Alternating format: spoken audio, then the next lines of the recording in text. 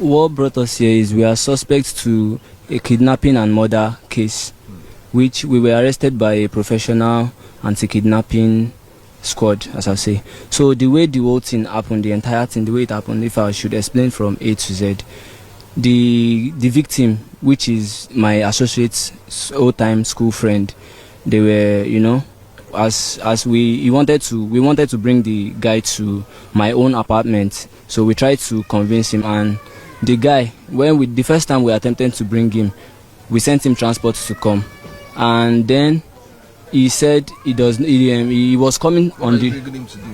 We actually wanted to kidnap him, have him kidnapped, and demand ransom from his parents. And then my friend. Whose idea was that? Your idea or his idea? It was his idea. Why it was his idea was, if I had someone to bring, I will. But the guy the victim was his own idea, because they were the one that knew each other from past. So he told me, he said the family is from the guy is from a very rich family that they can bring up to 200 million naira. Which I said, okay, if you think 200 million is sure, which I said 200 million is a bit much, but how about if you are very sure of 200 million? How about we cut it down to 150? He said, okay, but that's no problem. So then we tried to bring the guy again. This time we said the guy should come and pick up a laptop to use and do work and all that, because I'm a producer, and we said you should come and pick up a laptop he can be using, which was all a lie. We never had a laptop we were willing to give him. We just wanted to lure him to come. So before he came, we went out to buy a Ghana must go, a big Ghana must go, and we bought chains and padlocks. So when the guy was coming, we already had a cutlass in the house, and my associate, which is the victim's friend, his own weapon was a stick that he had nails nailed on to it. So when So you all planned to kill him? Yes, we both did. But at first the intention wasn't to kill him, but I will say everything how we led to killing him. So when the victim came to the house, my associate, being his old-time friend, welcomed him, and they talked about how they used to be together in army cantonment together. So while they were talking, myself and my associate, we were chatting on WhatsApp, talking about how we would make everything go right that day.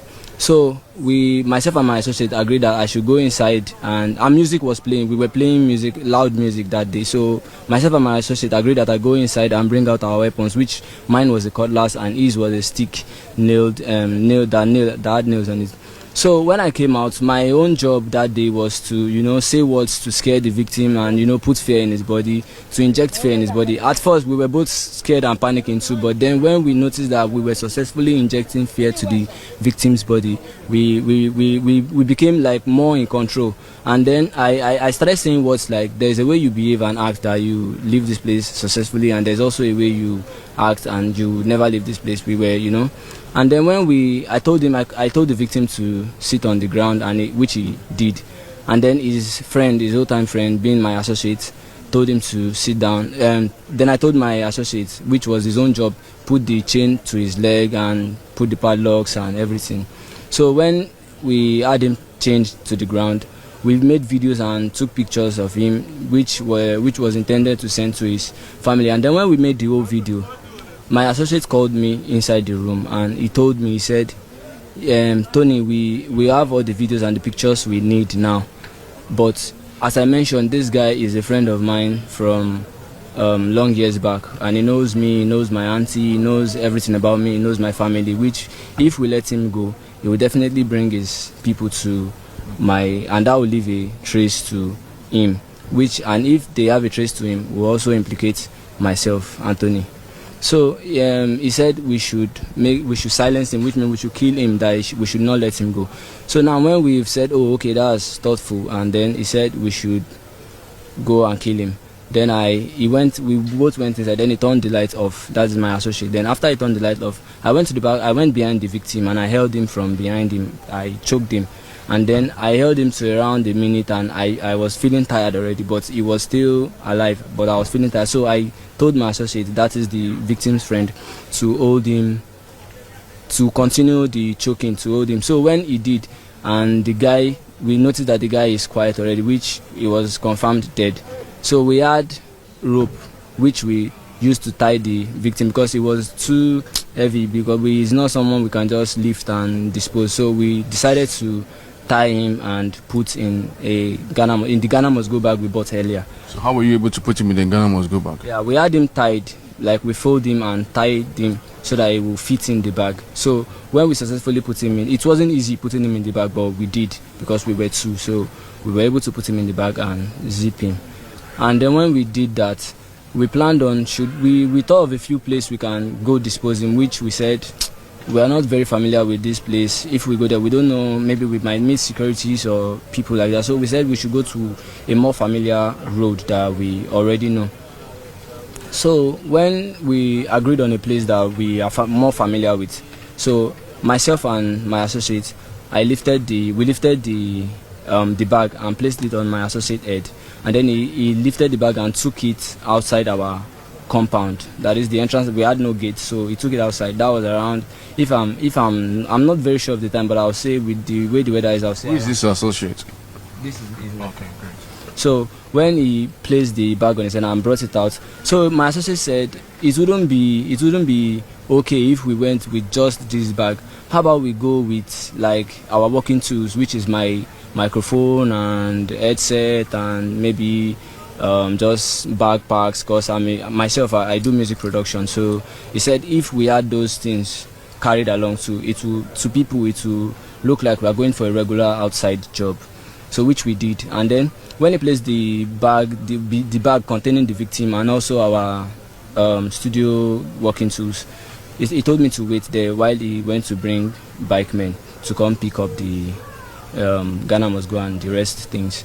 So when he went out there and he brought 2 bikes, and then we both lifted the bag containing the victim. We lifted the bag and placed the bag on the bike, making sure that it doesn't touch the bike man's back. So as we placed the bag on the bike, we left a space in between the bag and the bike man, so I could sit in between the bag and the bike man, so I can just try controlling the bag while he drove off. So when he was riding the bike off himself, that is my associate, he took his own bag, and which were containing just clothes and were not really anything, and my microphone stand, and so making it look like we're going for an outside job. Then we got to the place where we wanted to dispose him. We looked around, making sure nobody was coming and that no other bikes were coming, because my place where I rented an apartment is a remote area, it's like an outskirts. So when we got there and we watched carefully, making sure nobody was coming, when there was nobody, we dragged the bag into the bush and unzipped it and poured out the victim there. So the next day, at that time, you could confirm that he was dead. And which location did you dispose him of? What time? Yeah. I'm not sure of the time. But I should say around 8, 9, 10 p.m.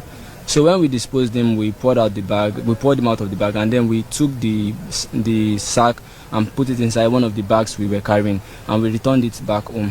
So the next morning, I called my dad and said I was coming to his place, and I told my dad to send me 15,000 naira for transport that both of us can get there, because his family and my family, they lived in the same area, because we were born and raised in the same area, so our families are not far from each other. So we went back home. So we hold on. How about the money, the ransom? I'm getting there. So after he told us, because he assured me that this family is a very rich family and they could provide up to 200 million, which I said that is a long money, but if you are very sure, how about we cut it to 150? So when we got to Ikorodu, being our family's place, I called the victim's family with the victim's number, and then I told them I was driving, because that night they were calling the victim, like trying to ask him where he was and all that. So but I didn't pick. But when I called, I told them I didn't pick because I was driving to Bayelsa. I told them I was driving to Bayelsa, which was all a lie. And then when I told the person I was driving to Bayelsa, then I demanded the ransom of 150 million, which my associate told me they were able to provide. That was when the victim's mother picked the call. So she begged us and was like, okay, how about she brings 50 million? So immediately she said, how about she brings 50 million? My associate ended the call and told me, and he said, didn't I tell you this family is so rich? I told you they were so rich and they could provide this money. But why she said 50 was because maybe she doesn't want to go far at first. She just wants to, maybe price in and all that. So I said, okay. He said they can, let's not worry. Then I called again, but this time was the victim's sister, telling us that our mother only made mention of that 50 million out of fear that when someone asks you for 150, that how can you possibly say you don't have it, or you want to say you have one out of 150. So she then told me that even her mom now, the fear and the panicking has made them take her to the hospital. So the girl herself was not like, okay, how about she herself provide 5 million naira, which I told my associate, and then my associate told me, he said no, that they are just trying to play games with us. And I said, are you sure about this? Then I started seeing myself, I started seeing signs that this family aren't really rich as he claimed.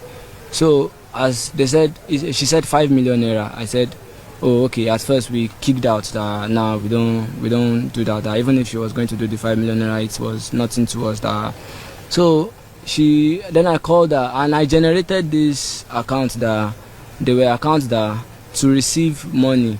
They are the kinds of accounts that when you want to use them to receive money, you have 15 minutes time frame to send money to it. If you don't, within that 15-minute time frame, the account will be shut down.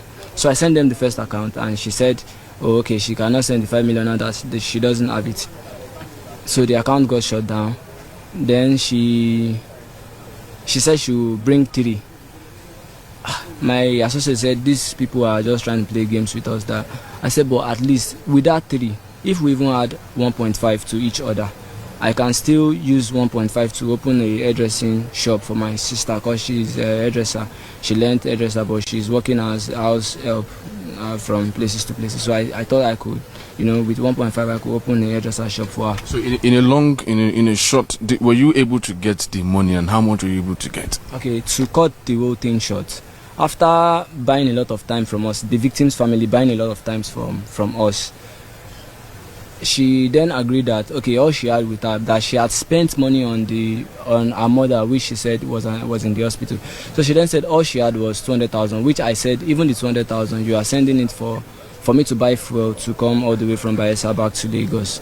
So she said okay, she'll send it 200,000. And this time I was unable to get another account that that type of account that dies in 15 minutes. But this time I picked the phone and called my associate, my friend, that okay, they said they want to send 200,000, but he didn't pick because the phone didn't go through.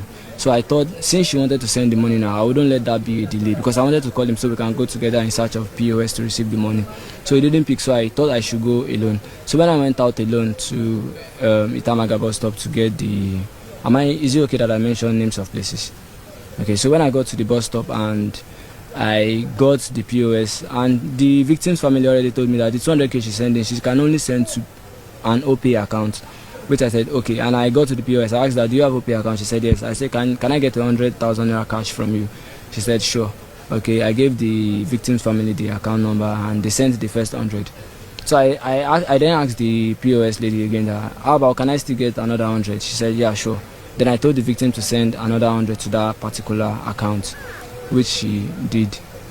So when she sent the other 100, I got home and I picked the phone to call my friend to tell him that they've sent 200. But when I called, his phone still didn't go through.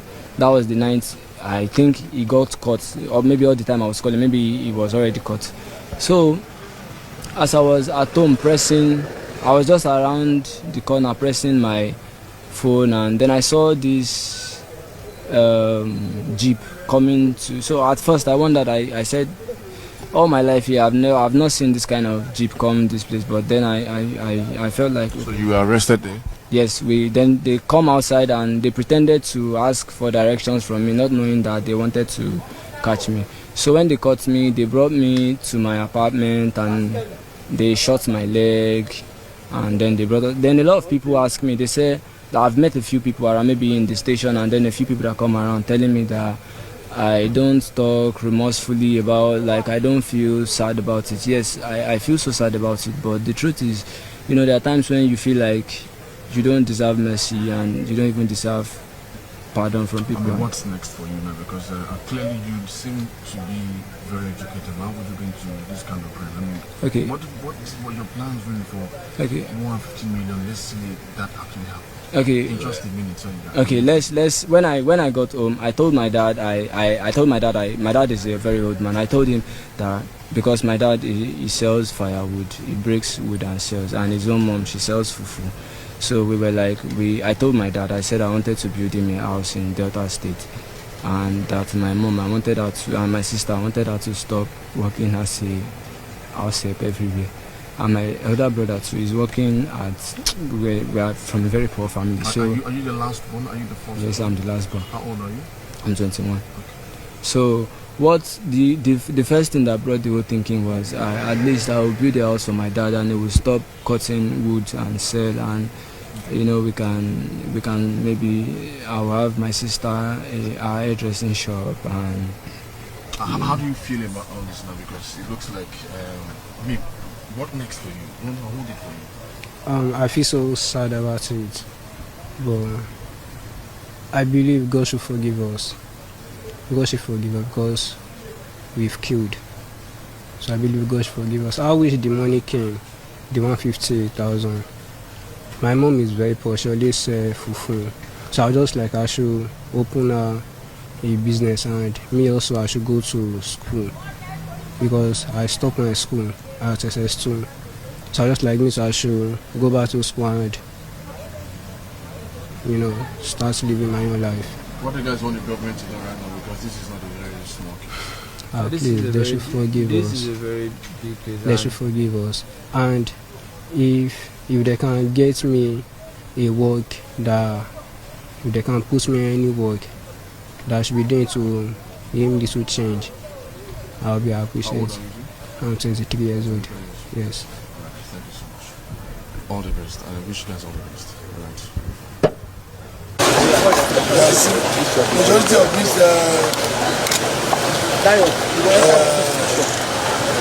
cut to size parental pistol locally fabricated. These ones are locally fabricated and they are not English, and they are gotten from most of these old boys out there. I'm not one. You see, the cutlasses there are two, was covered from some of them inside the vehicle.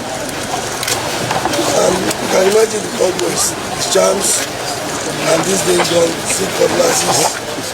This is equally part of the exhibit of the globe that was recovered as well after a report. So far so good. I want to believe we are still on course. We will try as much as possible to ensure that we are not, it's not about arrest and prosecute, but it's about arrest and getting to the root of the matters. So with time, we are still there.